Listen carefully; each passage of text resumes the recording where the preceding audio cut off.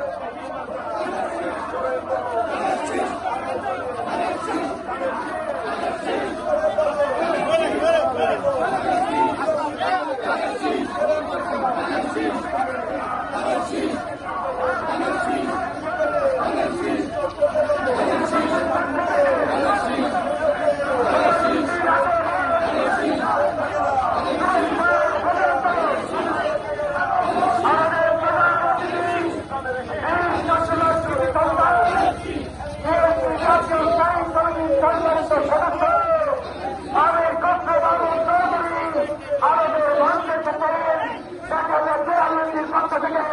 আন্তরিকভাবে মনোরঞ্জন জানাই, ধন্যবাদ জানাই এবং অভিনন্দন জানাই আপনাদের আরেকটা করতালির মধ্য দিয়ে।